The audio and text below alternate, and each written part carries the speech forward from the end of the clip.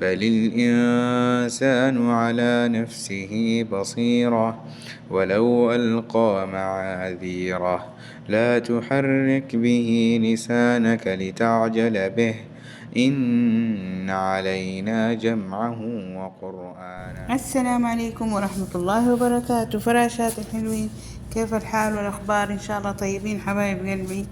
تاني مرة أقول لكم آسفة على التأخير، معليش سامحوني، اعذروني والله اعذروني حبايبي. أنا الله يسعدكم يا رب. اليوم حنسوي مع بعض كبسة دجاج. تمام. حطيت دحين الزيت في الطاوة وحطيت البصل، بكشن الزيت البصل بكشنه في الزيت. بكشن البصل في الزيت مظبوط. تمام. بعد ما يتكشن البصل مظبوط في الزيت حبايب قلبي،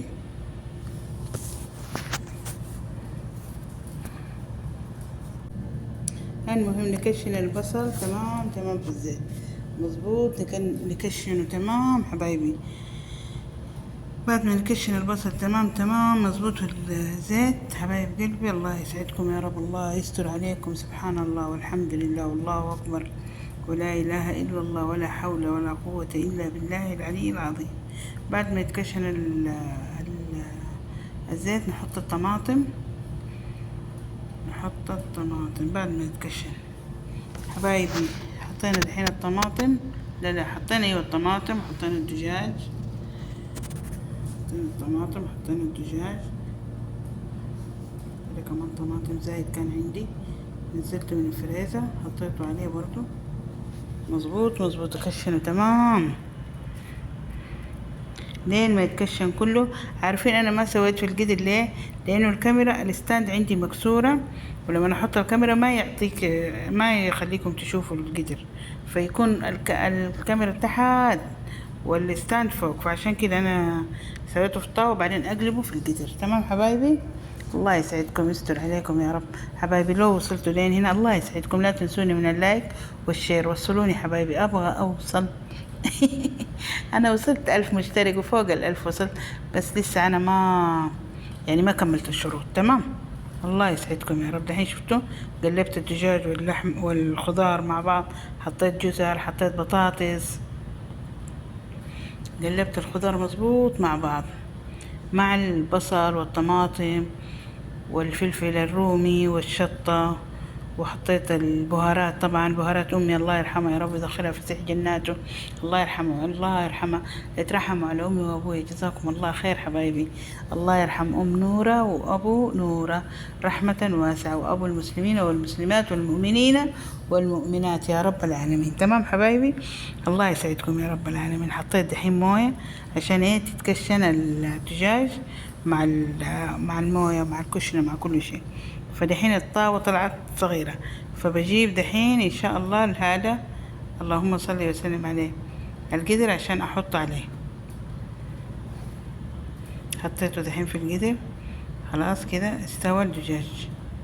هشيل الدجاج دحين في الطاوة وحمسح عليه الخلطة، وبعد كده أدخله في الفرن وأحط في القدر الرز. تمام.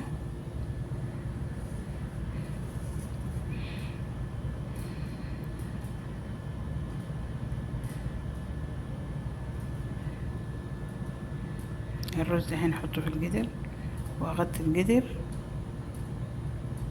واروح للدجاج. بعد ما خلاص كده حطيت الرز وحطيت الدجاج في الفرن، يلا غسل صحوني، بس انا ما جبت فيديو حق غسل الصحون. دحين حطيت ملعقتين من الزبادي في القدر، وحط دبس الرمان، لا هذا مو دبس الرمان، هذا اللهم صل وسلم على سيدنا محمد، دبس التمر. ايوه هذا دبس التمر مو دبس الرمان، هذا دبس التمر. حط ملعقتين، حطيت البهارات، حط رشة ملح وزيت، حطيت زيت، اقلب كله مع بعض. امسحه فين؟ امسحه فوق الدجاجة. سبحان الله والحمد لله والله أكبر ولا إله إلا الله ولا حول ولا قوة إلا بالله العلي العظيم. الله يسعدكم ويستر عليكم يا رب. الحين كده أدهن الدجاج بالخلطة اللي سويناها مع بعض، ادهنها كل الدجاج داير ما يدور. مظبوط مظبوط تمام. ادهن الدجاج من كل جهة.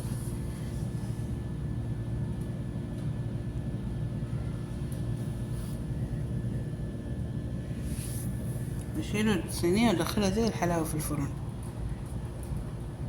وفي اللحظة هذه انا اكون اروح عند فين غسل الصحون واخلص واجي اغرف الرز ما شاء الله تبارك الله استوى. شوف الحبة كل حبة بحبتها. هذا رز ابو سيوف ابو سيفين ونخلة ما شاء الله تبارك الله. سبحان الله والحمد لله والله أكبر ولا إله إلا الله ولا حول ولا قوة إلا بالله العلي العظيم. مظبوط مظبوط. بعدين أنا عندي زبيب باشرة بصل قالية بصل وقالية زبيب أحطها مرشهم فوق الصينية فوق الرز بعد ما أحط الدجاج. طبعا الحين شوفوا الدجاج ما شاء الله تبارك الله كيف حمر ما شاء الله. سبحان الله والحمد لله والله أكبر ولا حول ولا قوة إلا بالله العلي العظيم. استغفر الله العظيم من كل ذنب عظيم. استغفر الله العظيم من كل ذنب عظيم. الحين هذه الدجاجة شوفوا كيف ما شاء الله تبارك الله لونها مرة رائع. لو تحطوا الخلطة دي يعطيكم لون مرة حلو للدجاج والطعم ما شاء الله بالعافية على عيالي وعليكم وعلى المسلمين يا رب العالمين. بالعافية على كل واحدة طبختها وأكلتها. هذا الدجاج شايفين كيف زي كأنه مشوي في الشواية هو في البيت. هذا الحين الزبيب والبصل برشه فوق الصحن فوق الدجاج والرز عشان يعطينا منظر جميل. تمام كده خلاص. شايفين كيف ما شاء الله تبارك